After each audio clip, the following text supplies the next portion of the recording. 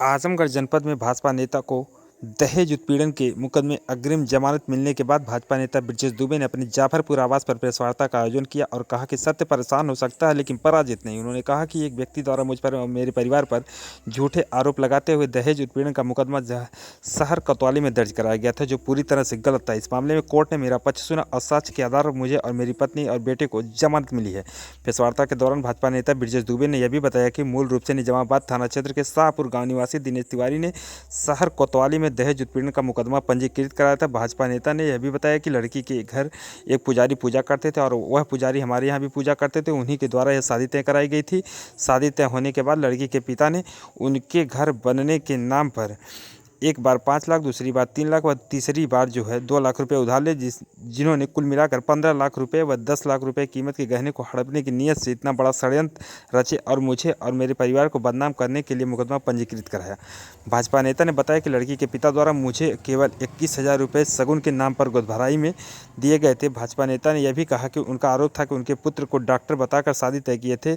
वो आरोप भी उनके द्वारा गलत लगाया गया था। भाजपा नेता ने बताया कि फार्मेसी की डिग्री लेने के बाद नाम के आगे डॉक्टर लिखा जा सकता है। मैंने पढ़ने में ट्रेनिंग की बात कही थी, नौकरी करने की बात नहीं। उन्होंने कहा कि जब मेरे द्वारा दिए गए रुपए मांगे गए तो उन्होंने मेरे खाते में रुपए भेजे जिससे वह दहेज का रुपया बता रहे हैं। भाजपा नेता ब्रजेश दुबे ने कहा कि लड़की पक्ष के लोगों ने जिस प्रकार से उनका मानसिक, शारीरिक और सामाजिक हत्या करने वालों के खिलाफ वे न्यायिक दरवाजा का खटखटाएंगे। सबसे पहले मैं आप सभी को सादर प्रणाम करता हूं। आप सभी के कृपा आशीर्वाद से, माता पिता के आशीर्वाद से मैं बेदाग था और बेदाग हूं।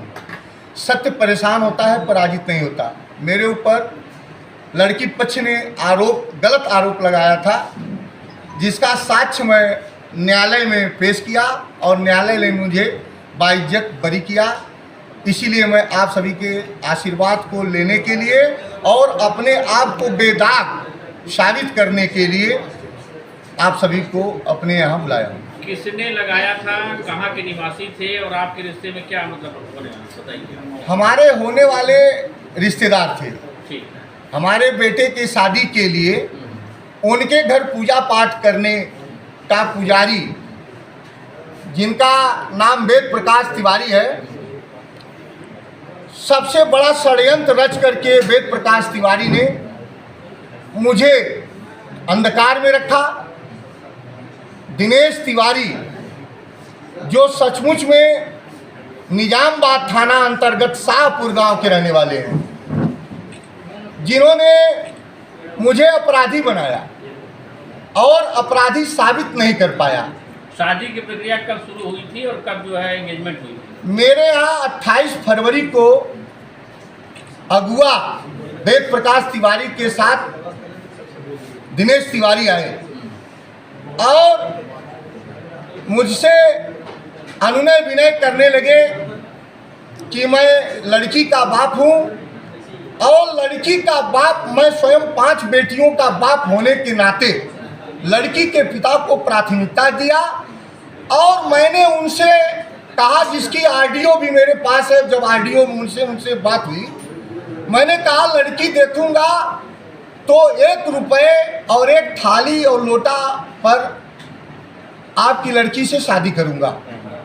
और जितने भी उन्होंने मेरे ऊपर आरोप लगाया है कि ये मुझसे बार बार पैसा मांगे हैं, मेरे भाई और मेरे लड़के को अपने घर से गाली देकर भगाए हैं, सबका साक्ष्य उनका और मेरा ऑडियो क्लिप मेरे पास है, जो आप सभी को दूंगा। उस सब का जवाब उन्हीं के ऑडियो में खुद आप सभी को मिल जाएगा। सबसे बड़ा उनका आरोप था कि आपने अपने लड़के को पलहनी में फार्मासिस्ट बता कर शादी तय की, जबकि ऐसी कोई ना आपके लड़के के पास कोई डिग्री थी, ना उसका अपॉइंटमेंट था। मैंने कहा कि वो मेरे ऊपर सारे गलत आरोप लगाए हैं। मैंने कोर्ट में अपने बेटे का फार्मेसी का और एक्ट की सारी सबूत, जिसे इस संसार का भगवान माना जाता है, शादी के नाम पे बहुत कई किस्तों में लाखों में रुपए ले लिए थे। मैंने कहा आपसे श्रीमान जी की ऑडियो मेरे पास है, मेरी उनकी वार्ता हुई है। मैं हर ऑडियो में जब जब उसको बार बार मुझे मानसिक रूप से प्रताड़ित करते थे कि आप क्या लेंगे, मैंने कहा था कि मैं ब्राह्मण का लड़का हूँ, ब्राह्मण समाज का लड़का हूँ, एक लड़की का बाप हूँ, सिर्फ लड़की देख करके लड़की पर शादी करूँगा। और मुझसे उन्होंने कहा कि मेरी पत्नी हमेशा लोन ले लेकर के परिवार का परवरिश कर रही है और मुझे वह घर जहां आपको बुलाऊंगा वह घर मेरा भी बहुत गड़बड़ है।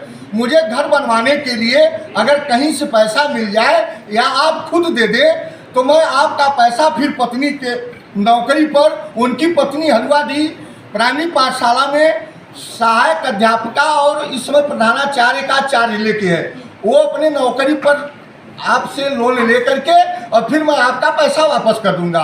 आप सभी लोग जानते हैं कि मैं अपने पिताजी की पुण्यतिथि हर 11 जुलाई को करता हूं, जिसमें सभी सम्मानित संभ्रांत लोगों को बुलाता हूं। मेरे पिताजी की पुण्यतिथि 10 को रामायण और 11 को होनी थी।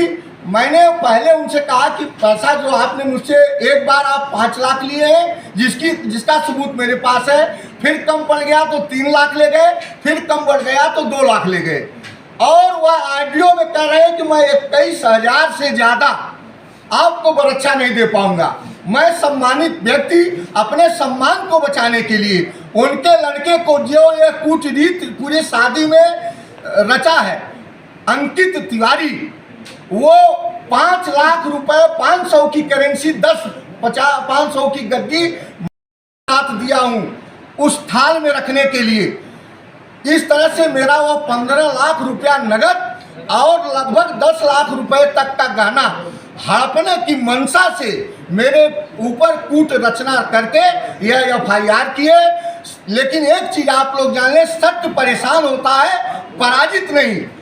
और कुछ आपराधिक किस्म के और असंस्कारिक लोग मेरे ऊपर कमेंट किए हैं। मैं उस कमेंट का भी उनसे जवाब न्यायालय द्वारा लूंगा। वह लोग भी जवाब देने के लिए तैयार रहें, क्योंकि जब हाथी मस्ती में चलती है तो सैकड़ों कुत्ते भौंकते हैं, लेकिन किसी कुत्ते की औकात नहीं कि उस हाथी के पास आए। वही काम टिप्पणी करने वालों ने किया। उन लोगों ने कहा कि हमने खाते से दिया है, आप भी खाते से दिए पैसा? नहीं, मैं उनको सारा पैसा मैं पहले से कह रहा हूँ।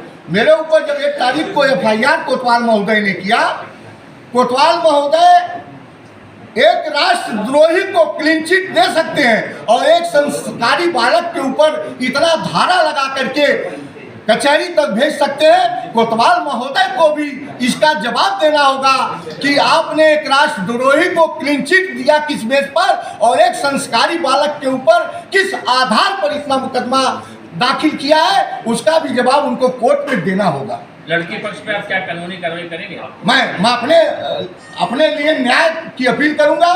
मेरा मानसिक, शारीरिक और सामाजिक हत्या करने की कोशिश अगुआ और लड़की और कोतवाल महोदय मिलकर किए हैं, जिसके लिए मैं न्यायालय का दरवाजा खटखटाऊंगा और दूध का दूध और पानी का पानी करके तब आप मैंने कसम खाया था कि 1 तारीख को मैंने अपनी मोबाइल बंद किया था, जब तक बेगुनाह नहीं साबित कर लूंगा आपके सामने शक्ल नहीं दिखाऊंगा।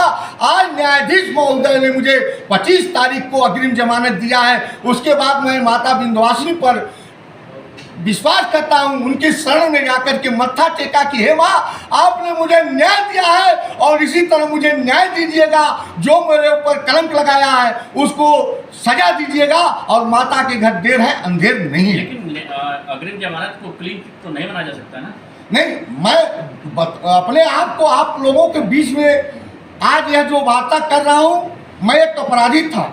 मुझे विवेचक कोतवाल अरेस्ट करके मेरे मानसिक, शारीरिक